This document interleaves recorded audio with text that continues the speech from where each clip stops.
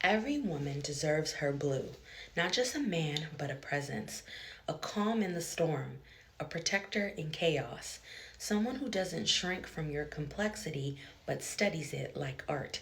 He looked at me and saw my potential and not my problems. He would be the man that touched my ambition with the same care he touched my body. That was a little excerpt from the author's note in Masterpiece's Blue book. This is Blue, book one of Bleu, the Langston brothers, Bleu and Drew. I am on Drew right now, but let's focus on Blue. Let me get it up. So y'all, the whole time I was reading this, I'm in my own stepdaddy trope real life situation, you know? Because I want book girlies, pay attention to the books that you're reading. You feel me? Like, pay attention to the books that you're reading. My trope, favorite of all, was the stepdaddy trope. A man that came in and was like, this my family. F everything else. You're mine, these kids is mine, your kid's mine, all right? And I love you, and I'm about to take care of you. I'm here to protect you. No more monsters under your bed. Big Daddy's here. Those are my favorite types of books. And if Blue did not come through with that, okay, that's what I was saying. Yes, ladies, the books that you are reading, your trope, I got sidetracked that quick. The books that you are reading, that trope could potentially be like what you're in, like that could end up you reading your own love story. Basically, that's what I'm getting at. I loved how we basically got POV of a man falling in love. I'm trying to think in my Rolodex of all the books that I have read, have I ever got a POV of a man falling in love versus just, third person? And I cannot imagine it the way she wrote it. The way this, like, even his nerves, just reading that this man was getting nervous around a woman he's falling for.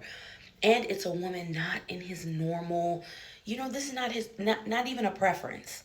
Wasn't even a preference or a thought, right? Knocked this man completely off his socks. What was beautiful was witnessing this hard-ass man, this tough-ass man, literally fall head over heels in love with this woman. Reading his emotions, and just seeing the way he really came in and Supermaned her entire life. She went from feeling unprotected, not loved, not safe. This lady did not know which way was up or down. And then she did not have a supportive people around her. She did have her parents, but the support that she needed, then she, so it was a bunch of mess. And he came in and cleaned it all up while loving her in the process. You guys, get into Blue. Also, you are going to notice, and I'm going to give you this little tidbit. So when you get to Drew, before you get to Drew, she is going to insert some information about Drew in it. Pay attention. Pay attention. Because what I didn't know Miss Author Lady was going to do was set me right up. As soon as I get into Drew, I'm like, oh my God, the character that he talked about in Blue. Like, this character made his brother break down. These Langton brothers know how to love. They know how to feel. Their emotions are very much like out loud. But off that, y'all, the author's note in the end is really what struck a chord for me, because I have not been reading as much as I used to, because child, she is happily married. She's happily married. And every now and then I get to read to my husband. Every now and then I get to pick up this book. But when I tell you, baby, he's fully taken over. Okay? So while I'm building the family life, I just want to say, ladies, stay Single, stay out of the way. Wait for your Bleu.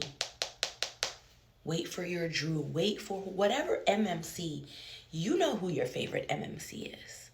Your heart just knows. Wait for him in real life. And I'm so serious. You keep on reading them books. I used to read 6 books a week. Keep on reading them books, sis, until you meet a man who has them books catching cobwebs. You hear me? Yes. Because the book girlies are reading, because the men in real life they don't grab our attention enough. Our MMCs, we live for them. And so what I'm saying to you is, hold on until your MMC shows up in real life, because he exists, baby. I promise you, he exists. Anywho's, thank you, Masterpiece. This was lovely. I'm gonna finish. Drew, you did that. You did that. You did that.